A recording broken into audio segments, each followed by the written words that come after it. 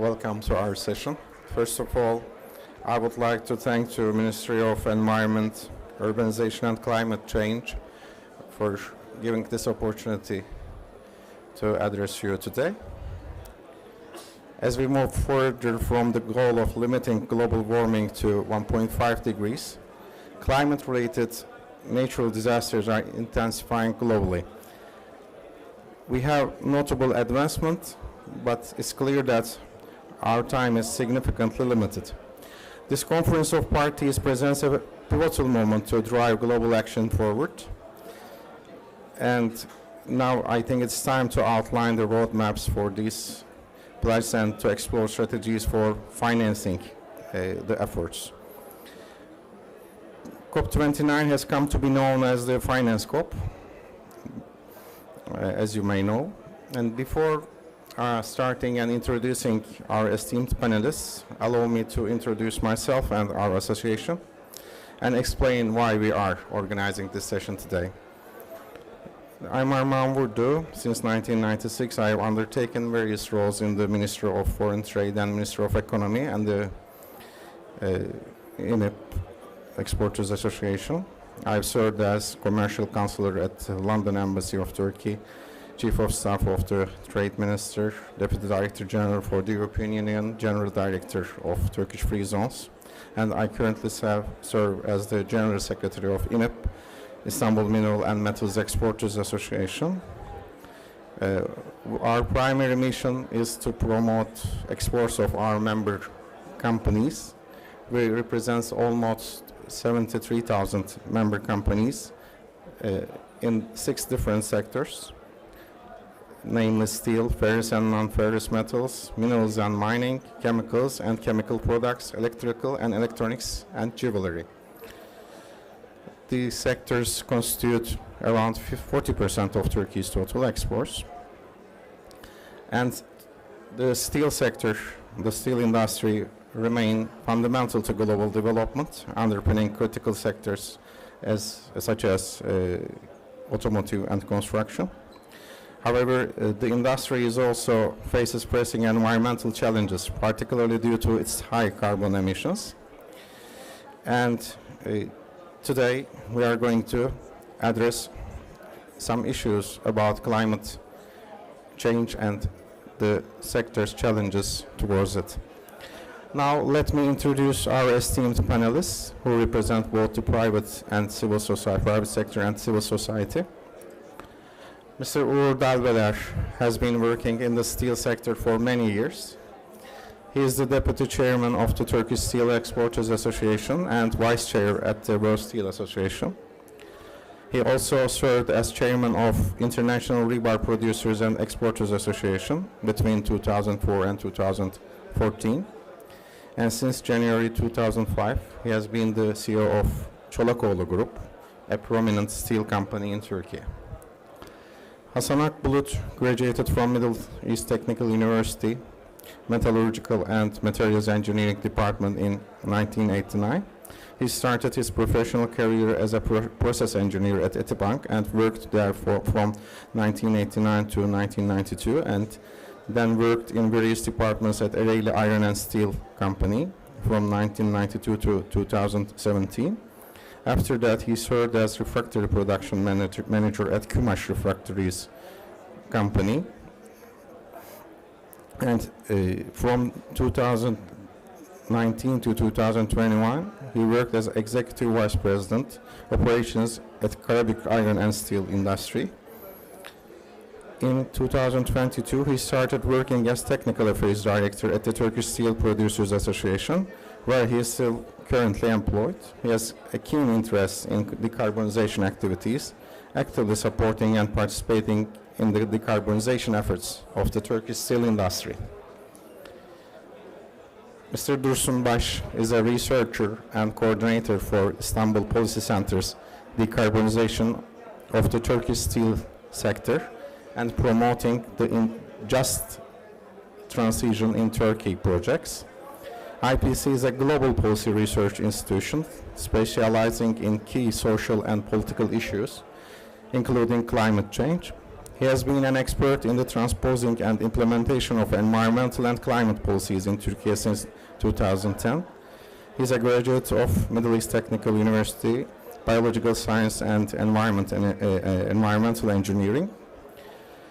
Mr. Baş also holds a master's degree in Earth System Sciences. He has experience in technical consultancy and project management, and he has contributed to over 20 projects on environmental, nature conservation, and climate themes. Alice Tipping has designed and led highly respected programs of research and policy dialogues on trade and sustainable development issues. Her extensive understanding of the intersection of foreign policy, law, and economics is informed by roles in government and managing policy-relevant research. Previous roles include Program Manager, Environment and Natural Resources for the International Center for Trade and Sustainable Development, Policy Advisor to New Zealand's Permanent Mission to the United Nations, Second Secretary and Legal Advisor to New Zealand's Permanent Mission in the World Trade Organization. Alice has a Master of Philosophy in International Relations from Cambridge University and Bachelor of Laws and Bachelor of Commerce and Administration from Victoria University of Wellington. So, welcome to our panel. So far, thank you for your attention, and let me commence with our session. I would like to start with Mr. Dalbalar. I will extend some questions for him. Mr. Dalbalar, could you please provide us with an overview of world steel production, demand, and market dynamics, and what factors do you anticipate will have the most significant impact on the industry's outlook, global industry's outlook, and what obstacles do developing countries especially encounter during the transition period, and what strategies can they employ to surmount these challenges? The floor is yours. Thank you. Thank you. Welcome. I'd like to thank at least each of you, because I know the steel is not as attractive as other industries, and the time is rather getting late, but I will just to at least tell you a little about what steel is and how big it is. To start with, steel is a business of about 1.8 billion tons, which is equivalent to $1.8 trillion worldwide. As per the World Steel Association's expectations this year, I think the total steel demand will drop down by approximately 1% to reach about 1.75 billion tons of consumption. So after having 3 years of decline, we expect next year a little rebound of about 1.2 million tons, so that we can achieve about 1.77 billion tons of steel consumption. The main difficulties of this year were especially declining in the household purchasing power, globally. Of course, aggressive monetary tightening, the escalating political uncertainties, especially in the Middle East and Ukraine, and decline in steel demand in China, which represents today about 55% of the total steel business. Can you hear me? I'm having a little bit of an uncomfortable sound, but anyway, I'll carry on. And the key determinants for next year will be, we hope, stabilization of the Chinese real estate sector, effectiveness of the interest rate adjustments, political atmosphere, hopefully, especially in the Middle East, and US trade policies with Trump 2.0, which is uploading currently. And our expectation also for next year, the steel demand to grow about 4% in developing countries excluding China. But the main area of increase will be India, which is still emerging, so expectations that 8% of growth will be experienced. And we also expect developed world to go up by 2%. The challenges of the steel industry worldwide is still the overcapacity. which mainly exist in China. As I said, China produces today almost 1 billion ton out of this 1.8 million tons of production globally. And the second is the protectionism, which is the main issue for the last almost 10 years since Trump's first being in the office.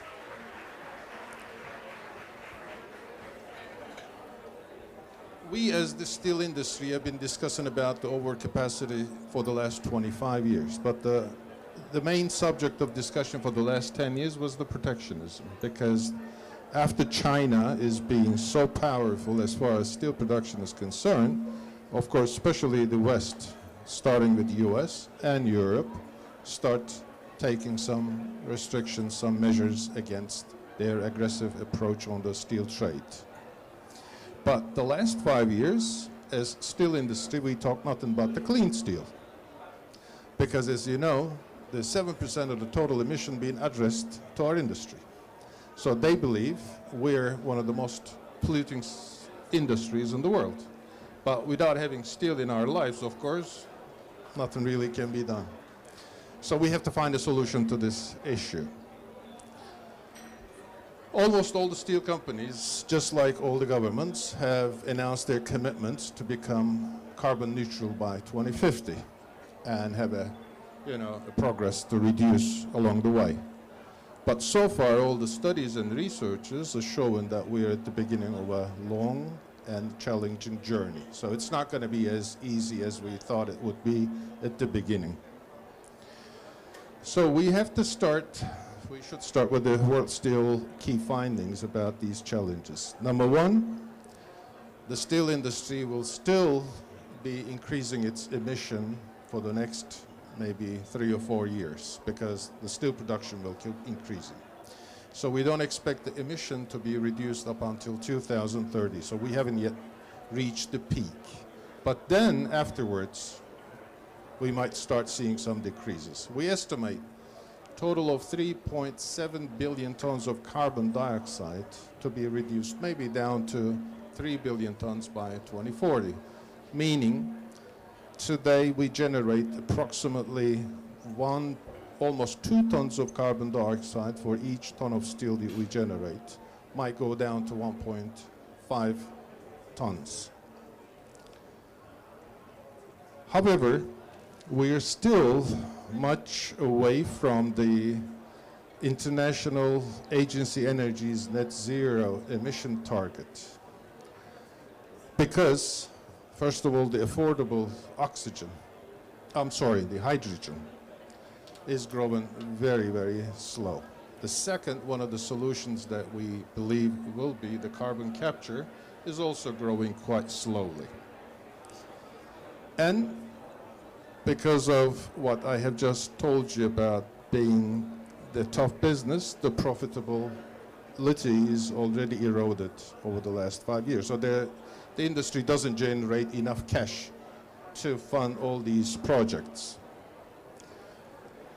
The steel production is expected to reach almost 2 billion tons by 2050. And China, from 1 billion tons, it might go to 800 million tons of production, which will offset the increase in India and Southeast Asia.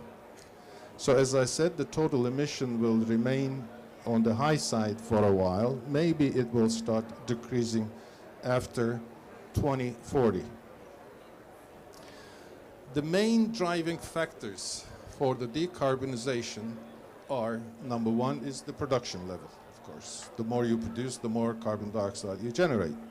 Number two is technological mix. There are 2 ways of producing steel. One is based on iron ore, and the other one is on the recycling route, which is scrap-based. And there's a huge difference in between 2. So there's an attempt to generate more production on the scrap route, but there's an availability limitation, unfortunately. Number 3 is the metallics mix, which is the raw material to produce steel. So instead of having iron ore directly charged into the blast furnaces, we try to charge more of recycled scrap and the direct reduced iron by reduction of natural gas and hopefully in future the hydrogen. As you know, iron is also found in an oxide form on the earth, which needs to be reduced, and the only reducing agent that has been available so far was carbon. So the world now is trying to replace the carbon with hydrogen, but today we are still far away to reach affordable, low-cost hydrogen. So in the first place, we are trying to reduce the carbon with LNG instead. Number 5 is grid intensity. So the more renewable energy will be available, it will help reducing also the emission. And number 6 is carbon capture, storage, and utilization. So these are the main solutions that the steel industry has been working on it. Of course, the main area of reduction will be China, because, as I just said, their production is going to decrease within the coming years. And for the arc furnace using scrap, today the ratio is somewhere around 30% worldwide, will be reaching up to 40%, and main change will take place in China. It will go up from 10% to 28%. And we expect DRI production, direct reduced iron with the LNG, to reach at least 15% from 10. So that will drop the direct charging or demand more or less like 7%. And we also expect scrap availability. The more we consume, more scrap we generate. So this availability to double by next 10 years, and also reaching almost 40% by 2050. And carbon capture is the most emerging viable technology. However, the progress is still very slow. So I think we need to pay more attention and put more studies on this issue. As I said, the clean hydrogen seems is the main solution for decarbonization. However, it's still very expensive and it's not available in an amount which can solve the problem. But it looks the main issue being discussed around this platform is the funding. According to Wood Mackenzie's report, to achieve net zero emission by 2050, the world needs more or less $78 trillion, which is more or less about $3.5 trillion need to be spent every year. And it seems that's not going to take place. So reaching 1.5 degrees Celsius seems as difficult. Even based on this report, achieving 2.5 degrees, we still need about $55 trillion of spending up until 2050. There are 3 main issues. The energy security, because of the political tensions lately, the tariffs and trade barriers, and the other one is the cost of the investment that I have just mentioned. There are certain attempts in certain places, like US, after the Trump administration, they imposed 25% import duty on steel, which generated hundreds of billions of dollars to the industry so that they could renew all the existing facilities with the new ones. Now, Europe so far have granted over $10 billion of funding to the steel industry to do the same. But so far, this is all being used just to renew their old facilities. So it really wasn't spent on the real issue. And starting from beginning of 26, the CBAM will be in place. So that's going to, I believe, also help European steel industry to move forward on this process. But to my opinion, I believe, based on the current situation, what we need to do is, first of all, we have to increase the efficiency, especially in the steel manufacturing and the processing. So with the less amount of steel, we can do more. And number 2, we need to utilize the existing capacities rather than building the new ones, so that existing funds can be spent to solve the real issue. And the third, as I said, the natural gas to be utilized more in the industry rather than spending so much money and funding on the hydrogen. But lastly, what I would like to suggest, just like we have been discussing about the excess capacity in steel industry, I think we need to start discussing about the excess emission. As I said, there is about 400 million tons of excess capacity that exists, but there are in different geographies, different ways of production with the different emissions. Maybe we can set up a limit and say, okay, about a certain emission, the steel should not be produced. So we can put a ban on the amount of carbon dioxide generated for producing each ton of steel. But that needs a global approach and a global consensus. So that's what I can say as of today. Thank you. Thank you very much, Mr. Darbere. Mr. Akbulut, I would like to continue with you. If you don't mind, could you provide us information on Turkey's steel manufacturing capacity and the carbon intensity in steel production? And also, I would like to add a second question. Are there any steel companies striving to achieve net zero emissions in the sector? The floor is yours. Continue with my presentation. I will there as well.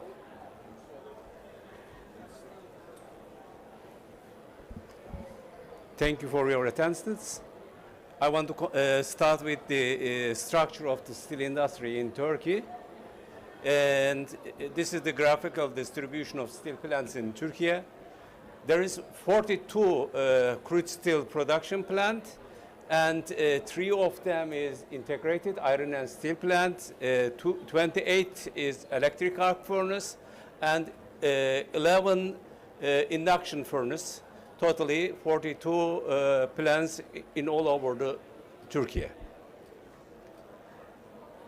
When we look at the structure of our Turkish steel production, in the world, steel production routes mainly depends on the integrated iron and steel plants that is producing steel from the iron ore, and 29% is the electric arc furnace. When we look at the Turkish steel production, we are almost contrast to the world. Our main route is the electric arc furnace, 71.5%, and 28.5% from the integrated iron and steel works. When we compare the amounts of carbon dioxide produced by the steel production, electric arc furnaces emits around 0.4 to 0.6 tons of carbon dioxide per ton of crude steel. On the other side, the basic oxygen blast furnace, basic oxygen furnace routes produce about 1.8 to 2.4 tons of carbon dioxide, depending on the use of the material, etc. And what is the case in Turkey rank in the world? This is the comparison of the 2023 9 months and 2024 9 months. We are in the 8th rank in all over the world in 2 years. And the first one is the China. And what is the case for crude steel capacity and production and the capacity utilization? Our capacity reached to 59.3 million tons in 2023, and the maximum amounts we produced in 2021 is 40.4 million tons. Unfortunately, after this, we have some problem with the energy prices increase, also some political conflict in Russia, Ukraine, and the other conflicts. We reduced our production, also the utilization. Nowadays, it decreased to,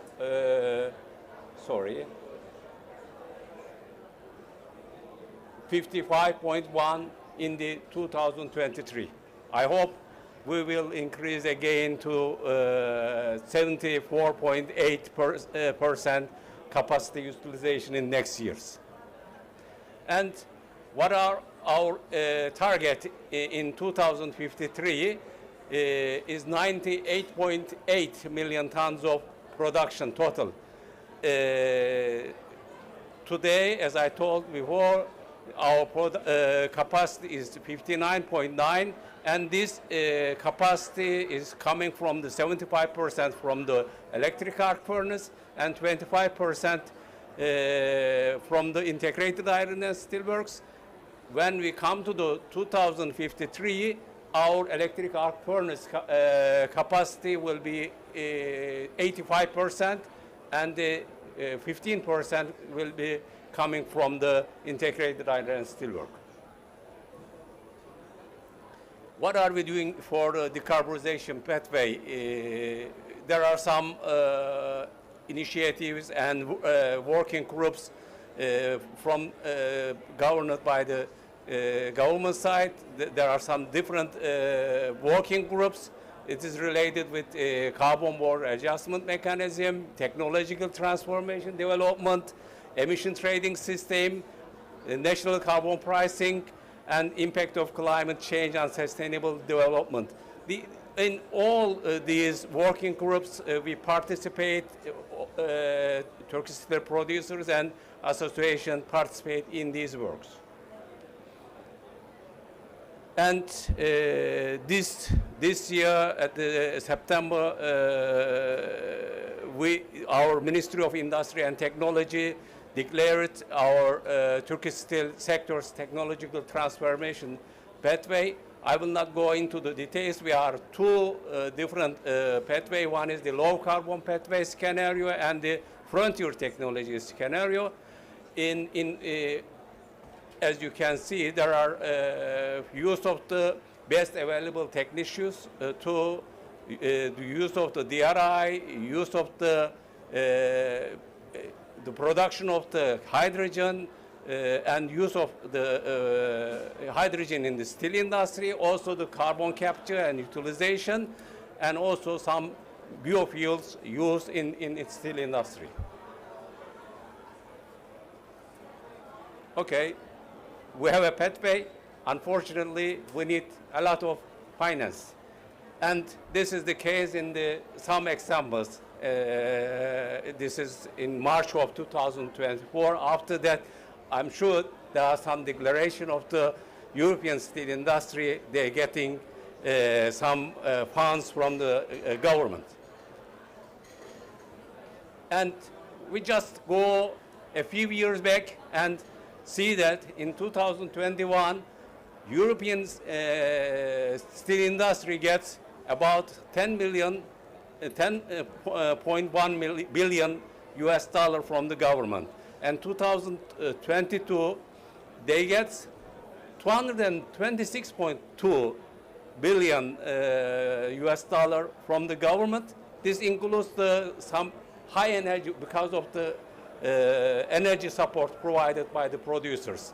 And in 2023, it is 20.4 billion US dollar, and in only just 6 months in 2024, they get 35.6 billion US dollar from the governments. These are we get this information from newspaper. Maybe there are some more, we don't know.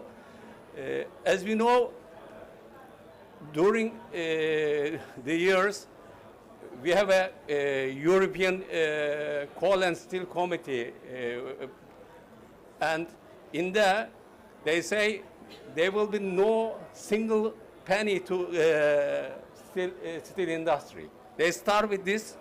Unfortunately, we come to a point that they provide funds for the installation of electric arc furnace or installation of complete plant by government, and we cannot compete with this structure if they continue like that.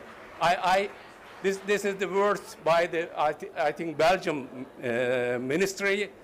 there is a helicopter money poured to the steel industry, and when we come to the our Turkish side, we are still discussing the European Coal and Steel Community rules for subsidies, and there is no single penny coming from the government. Also, there are some burden over Turkish steel industry, like environmental contribution tax or renewable energy tax, and for, to make a transformation, to make our steel green, we need some incentive mechanism to make our steel green, and these government subsidies needs to be reviewed and updated, this taking into account the state aids implemented by EU countries. And what is the case in the Turkish steel industry emission? This is by the European Research Center, 0.88 tons of carbon dioxide per tons of steel we have an emission. On the other hand, European steel industry has 1.2. We are a clean steel, more clean steel than the European or the, just like US. What we need for steel transition and transformation, the establishment of emission trading system should be accelerated, and free allowances need to be provided for energy intensive sectors.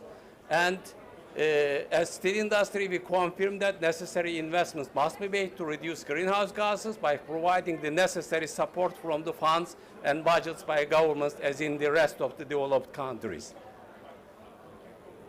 The another issue or the challenges we face with the in steel industry will be waste shipment regulation and scrap restriction. The brown countries already have restriction applied, and the blue one, they are discussing to have restriction.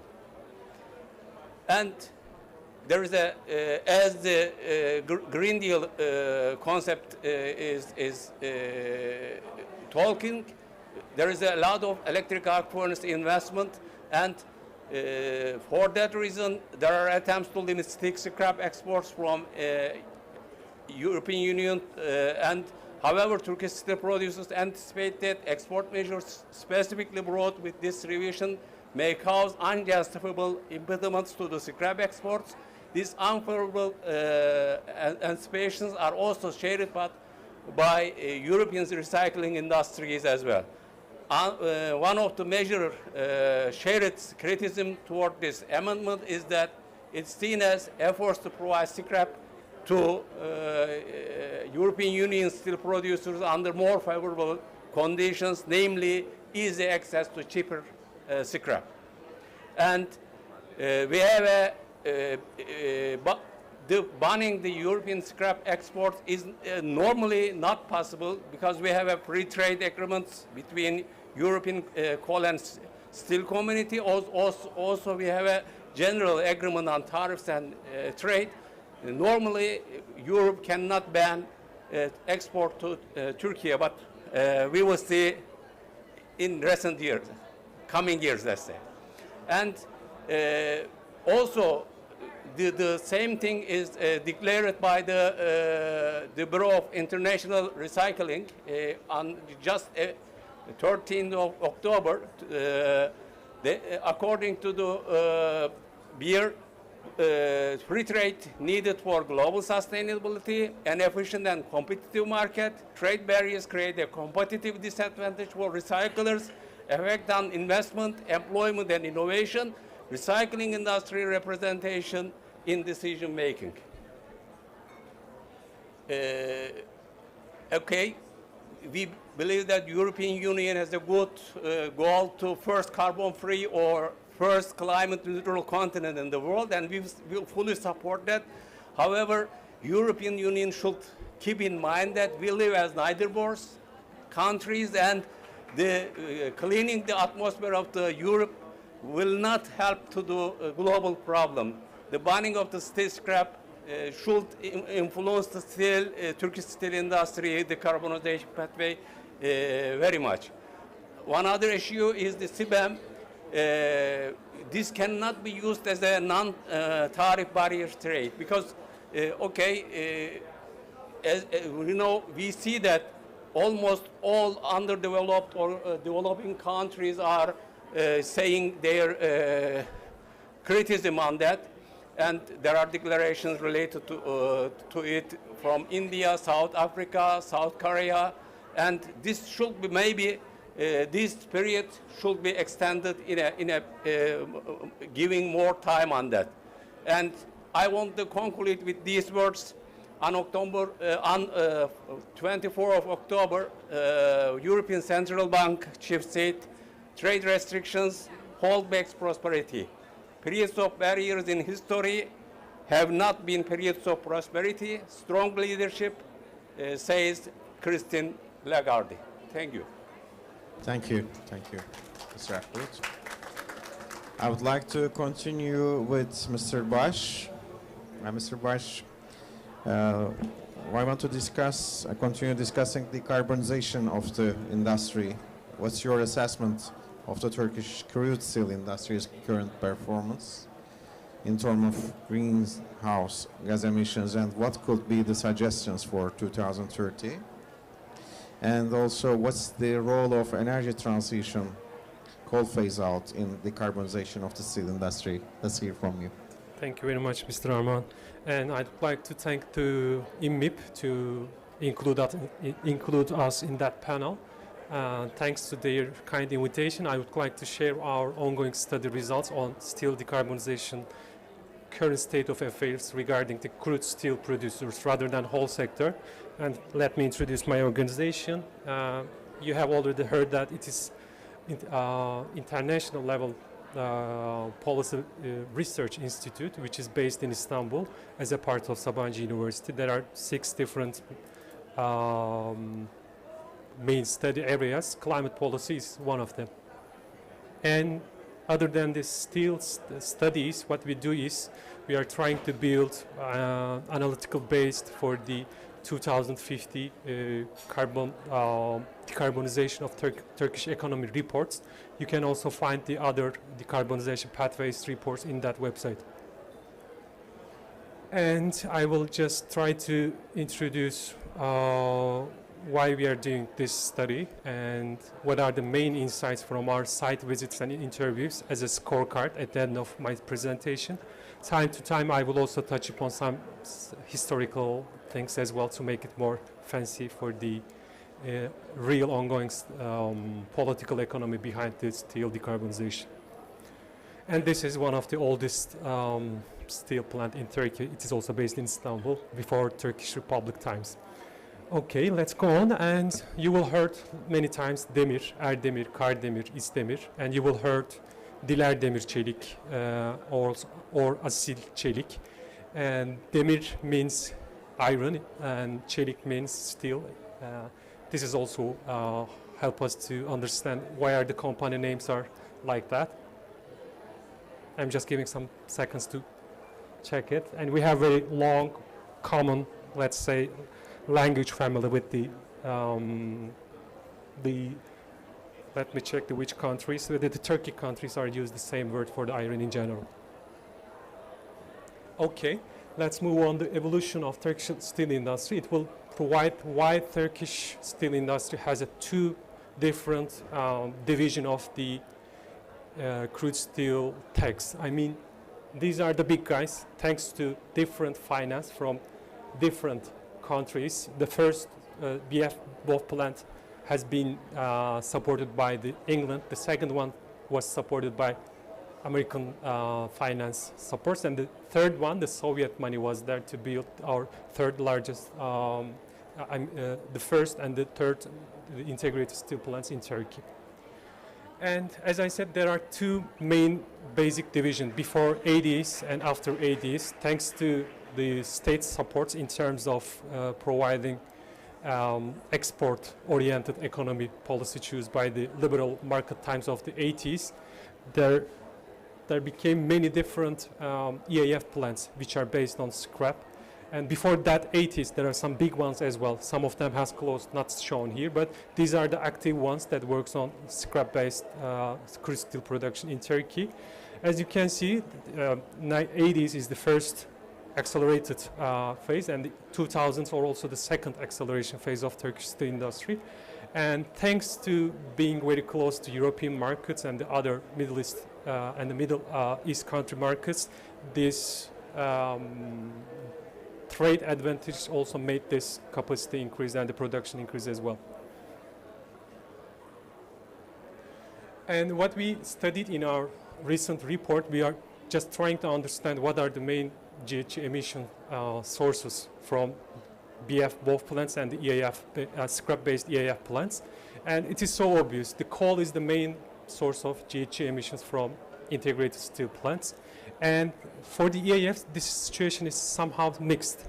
If you compare the Italian EAF scrap-based crude steel to Turkish one, you will see that the electricity-based indirect emissions are relatively low, since Turkish grid has very dependent on coal and natural gas. In terms of grid carbon dioxide intensity, there is a kind of competitiveness loss for the EAF plants. When they calculate their total GHG emissions, since they use the grid electricity, the results for their GHG emissions are somehow higher than the Italian or Spanish ones. Even they have good technology, since they use the grid electricity, they became uncompetitive in terms of GHG emissions. And I will not go in depth. I will explain some, let's say, important figures regarding the emissions. But what I would like to say is that it's a very summary. For each 1 ton of crude steel, Turkish steel producers produce 1 ton of GHG emissions as well. And it is somehow very different, since these three big guys are very dependent on coal-based crude steel production. They have the 65% of total GHG emissions in Turkey in 2021, which was the peak year in terms of production. 2021 was the 40 million tons of crude steel. It was all-time record. Nowadays, it's not so well, as Uğur Bey explained regarding the depreciation of the total crude steel production. It is very obvious that first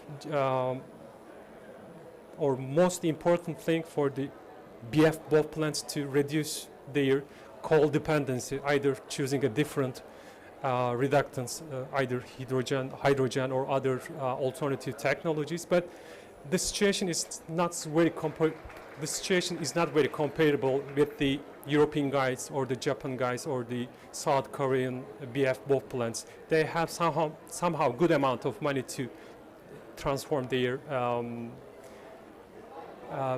average technological efficiency, material efficiency. But nowadays we are just coming very lightly in terms of increasing the total material efficiency and the technological efficiency with the existing technologies. This is one of the drawbacks for the BF both plants.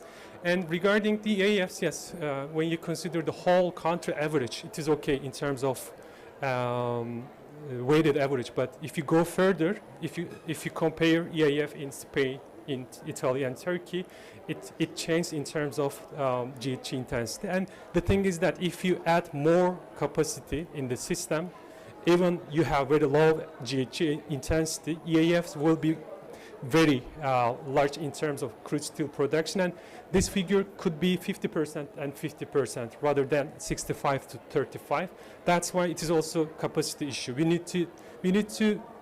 need to produce less, maybe more quality products, and using less source resources. And at the end of the day, we will be providing more added value for whole country and the society as well. This is one of the missing issue. We are producing in general low value added products. And let's go. These are the results based on our interviews and site visits. You can see these bullet points as a usual suspects, or the narratives of the sector or the sector representatives. There are some new narratives as well, but these are very common for other steel producing countries, common problems. But there are some important one, I would like to focus on that based on our study. The qualified workforce and the cooperation between different steel sector partners are not so strong. When I check the European companies' cooperation and when I check the ongoing Horizon projects for the European steel producers, they had a chance to make a cooperation with universities and the other steel makers. This is not the case for the Turkish steel plants. There are some good examples, but when you compare it, when you consider the whole scale of the Turkish steel industry, it is not very enough. And there are new usual suspects, new narratives. Now we have CBAM, ETS, and carbon price. When you go 3 years ago and check the websites of certain steel makers, you will not see this narrative so much. But after 2020, these ETS things, the carbon price things, became a kind of narrative for the Turkish steel players, even for the governmental players as well. And yeah, we will see at the end of the day whether Turkish government will provide a cap for Turkish crude steel production and provide a cap for the total GHG emissions. But it is very unclear for the sector, for the rest of the society. There are still some preparation studies, but it's not very clear for the sector. Okay, this is very fancy and very interesting for our side. These are the quotations from our interviews. We made interviews with governmental bodies, with the high-level executives and the low-level, I mean in quotation marks, low-level workers, engineers. And what I'd like to stress is that the perception of the sector is somehow, let's say, not positive. They say that we are accounted as forgotten child from state, or when you consider the other prioritized sectors, steel is not the one that included even in the new development plan. There are some big important sectors, but steel is not one of them. And the other thing is that the steel maker says that we are perceived as very wealthy, that's why state doesn't want to help us. This is another thing. And one of the common thing is that in Turkish steel market, the steel maker says that if you don't grow, you will lose. This is also very big narratives based on our interviews.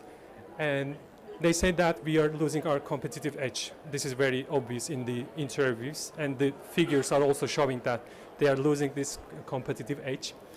And there are some different positions regarding the ongoing decarbonization things.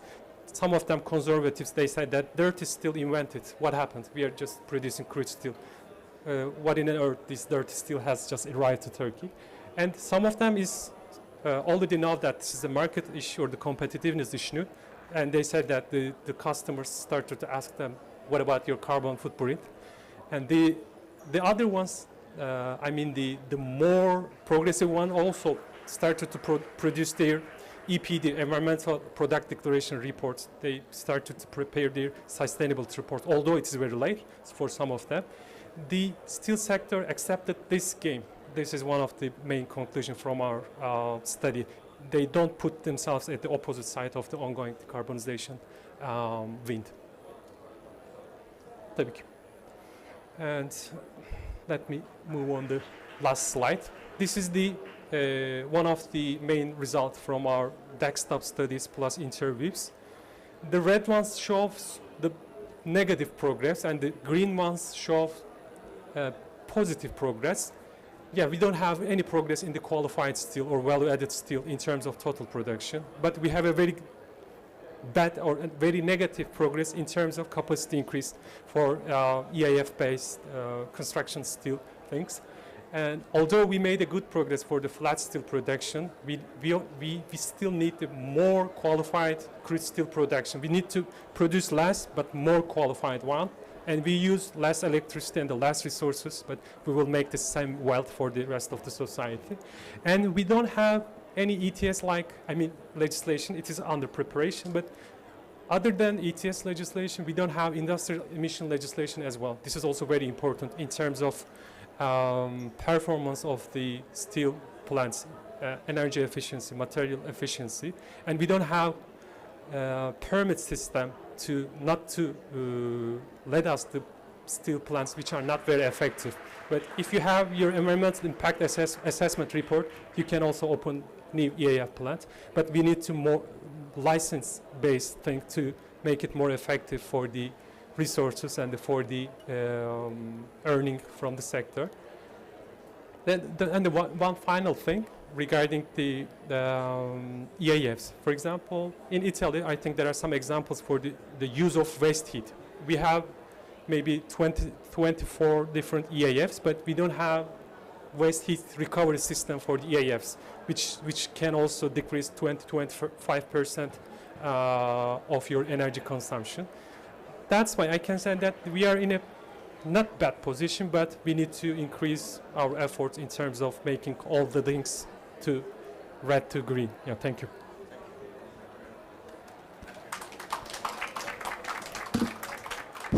Thank you very much, Mr. Bash. Alice, I would like to talk about the policy landscape and the multiplicity border carbon adjustments with you.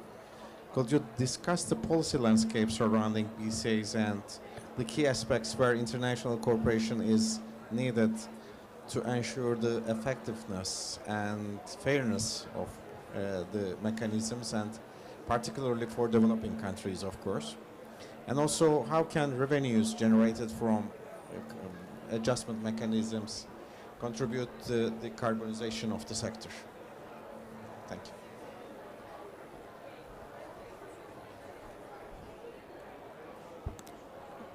Thank you. I will pop up here because here is where the clicker is. But let me start perhaps by thanking very much Dr. Vurdu and his team for the invitation to be with you this afternoon. Dr. Vurdu has already very graciously given us his time when we brought together a group of ambassadors to the WTO from 15 different countries to talk about border carbon adjustments. We wanted to bring a real industry perspective, right? And the perspective of somebody who understood leadership and where it was going and could bring to the policy community a sense of what was going on in the real world. And Dr. Vurdu was kind enough to come all the way to Geneva. So my name's Alice Tipping. I lead trade and policy work at the International Institute for Sustainable Development. The IISD is a Canadian think tank, but the trade policy work, given the location of the WTO, is mainly based in Geneva. We've been doing a lot of work on border carbon adjustments in the last few years, and I think it's an extremely relevant topic to bring into a discussion about steel and about heavy industry. So I'm going to talk a little bit about what a border carbon adjustment measure is, in case there's anyone left in the climate community who hasn't already heard of them. I'm going to talk about what we see in the policy landscape on border carbon adjustments. And a spoiler alert, there isn't just one border carbon adjustment to worry about, there's several, and that's a trade policy problem. And then I'm going to talk, as Dr. Vurdu has said, about the developing country perspective and what we could do in the design of border carbon adjustments to make sure that they are not just effective in driving decarbonization, but that they're also fair to trading partners, and that they drive decarbonization not just in the jurisdiction that's imposing them, but ideally for everyone. So, as the smokestacks on this slide suggest, at the moment border carbon adjustments really only apply to a small number of industrial products, right? Those sectors that pay for their carbon emissions domestically, often because there's an emissions trading scheme in place, and for products for which the carbon price paid tends to be economically important. So it's steel, it's aluminium, it's cement, and it's fertilizers. And the reason that governments impose border carbon adjustments for those sectors is essentially to help to ensure that imports of those products into a jurisdiction pay the same amount for the carbon emissions as products produced domestically, right? So they're put in place by countries that are already starting to put more significant prices on carbon to stop the production moving, either because a company closes a factory and opens it somewhere else, or because the competitiveness of the company producing the steel is reduced because they have to pay for their carbon, and is reduced vis-a-vis the imports that come in. This is the thing that people mean when they talk about leakage. So what does this all mean? It means, from a broader economic perspective, that we're not really talking about border carbon adjustments on agricultural products, for example, right? As far as I'm aware, very few countries in the world, perhaps apart from New Zealand, price agricultural emissions because it's so politically difficult. So this, for the moment, is really a heavy industry policy question. It also means that border carbon adjustments probably aren't going to be applied to more complicated manufactured goods, right? Like a car. So once you take steel and aluminium and turn them into a car, most of the value of that car isn't in the raw materials any longer, right? It's in the value that's been added through the design, through the paint, through the fabric that you choose to put on your seats. So the price of emissions in the production of a car isn't really enough to make production patterns change. The leakage risk really applies to products upstream in the value chain. So that's the 5-minute introduction to border carbon adjustments. So where are we, right? So the second point to make, importantly, is that we're not just talking about one border carbon adjustment any longer. There are likely to be several different border carbon adjustment systems in place in the next few years. And to give you a sense of where we are, here is more or less where we are, right? So the EU CBAM has been in force since October. Companies have been required to report their emissions to varying degrees of detail, but payments for those emissions are expected to start in 2026, right, which is essentially only a year away. The UK has also announced that it will be introducing its own border carbon adjustment system in 2027 without a transition period, so 2027 is when we expect to start. Australia has conducted a carbon leakage review, and there are clear signals in the review of interest in establishing a border carbon adjustment. We'll see towards the end of the year whether they really do.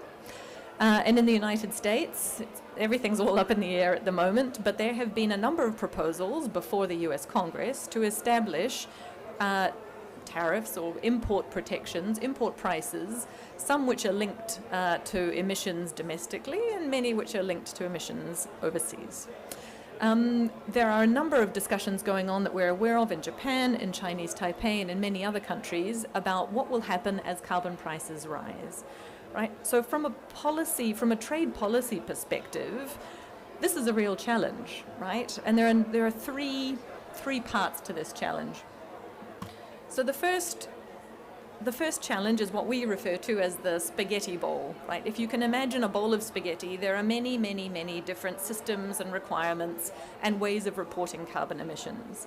And this is a real problem, right? Different border carbon adjustment systems could end up covering different sectors, different greenhouse gases, and even for those that require, if you have two systems, for example, that require reporting of carbon dioxide emissions from steel production, they might require that those reports be produced differently, using different units or in different formats. And essentially all of this means more business time filling out multiple different forms for carbon reporting. And the cost of complying with all this reporting is tough enough if you're a big company.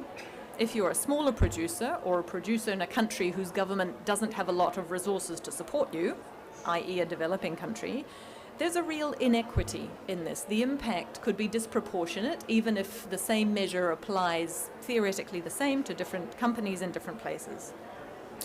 So there's a spaghetti bowl problem, there's an inequity problem just in the way that border carbon adjustments could end up working, and the last problem is that border carbon adjustments are not one single monolithic thing, right? A colleague of mine refers to them as a decision tree.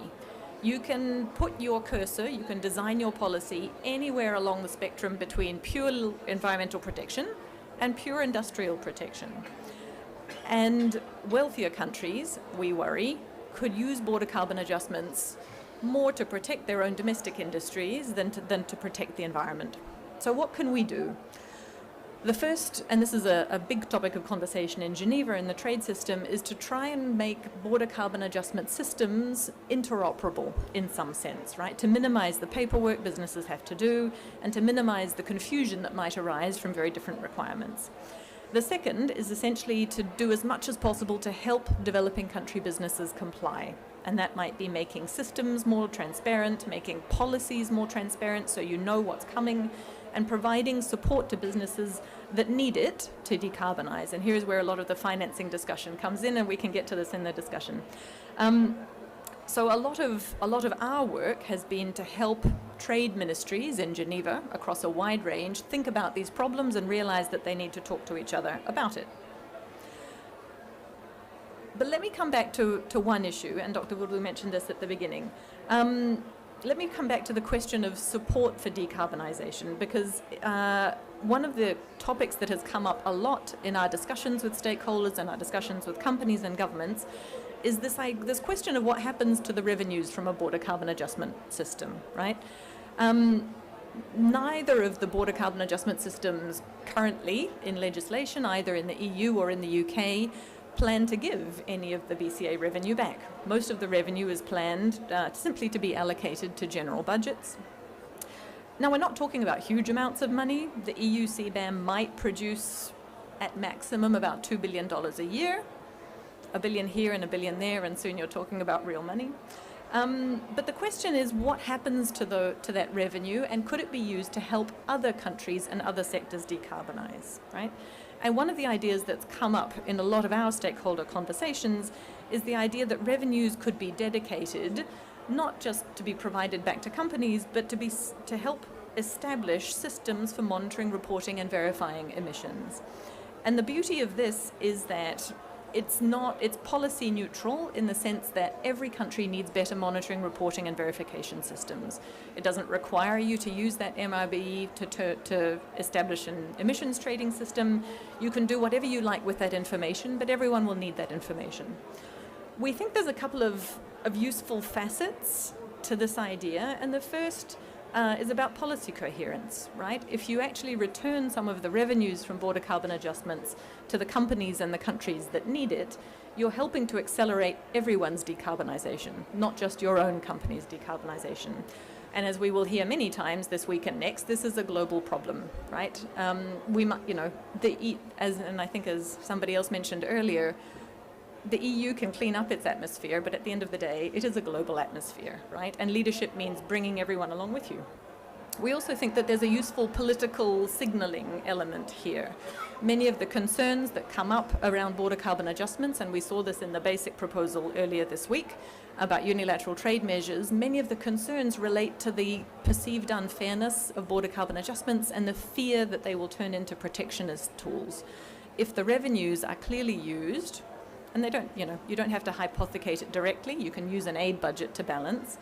But if the revenues are clearly used to help everyone decarbonise, it starts to look like a tool that's meant to lift everyone and bring everyone in the same direction. It starts to look like a tool that's really, literally and truly sincerely about environmental protection, not just industrial protection.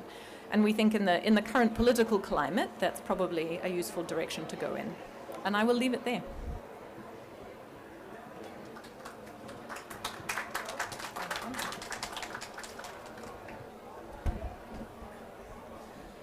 So, esteemed guests, as our panel discussion draws to a close, I want to express my sincere gratitude to each and every one of you for your participation throughout our conversation today.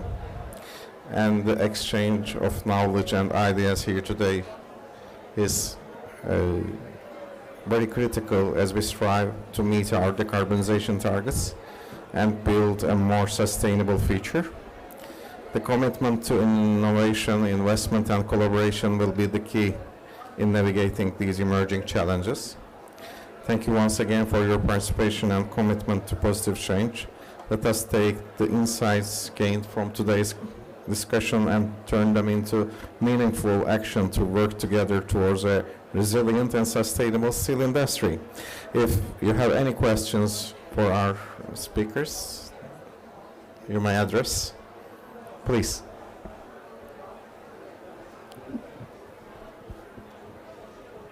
Thank you. Thank you very much for the presentations. My name is Ümit Şahin from Istanbul Policy Center. I have a very short question to our industry representatives. As you know, yesterday, Turkish long-term strategy about climate change is published, it's announced.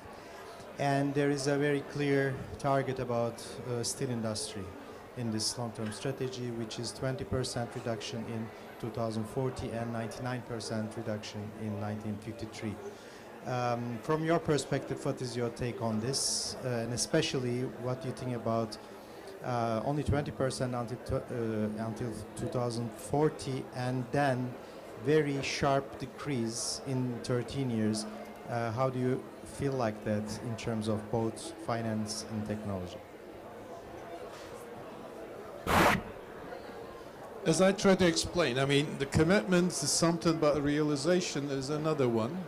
Although Turkish industry has a huge advantage compared to the rest of the world, being 75% depending on the scrap, already our emissions, as Dursun and Hasan Bey have announced, it's quite low. But as you know, there are three scopes. Number one is the process, where we have a huge advantage, but relatively we still have a disadvantage on the scope 2, which is the energy side. But there is a huge progress going on in Turkey, especially on the renewables. Today, the portion of the renewable among the energy mix have already exceeded over 50%, but there is still a huge projects on the pipeline, especially is going to be conducted by the steel industry itself. So I believe that in the next 5 or 6 years that the steel industry is going to be almost not 100%, but close to maybe 90% in net zero on this, the energy side. The only disadvantage we have is the scope 3, that's logistics, because we still need the raw material to be transported from a distance and our material to be shipped again. So that's the only, but overall, I still consider the position of the Turkish steel industry as being in a very, very good compared to the rest of the other people, especially on the Western world. Because if you look at the global trade of steel, which is around 400 million tons, the main sources are China, which today represents 25 to 30%, and then Japan, Korea, they're all on the Far East. Where the main consumption is in the West, which is much closer to Turkey. So I believe we will be having, let's say, a bigger share, maybe a better position, because industry being new, technologically advanced, because it's young, and because of all the advantages. So the government might commit on something, but to realize it, we're looking at a bit more realistic way. Thank you. Any other comments? No. Any other questions for our speakers? So, thank you again for everybody. So let's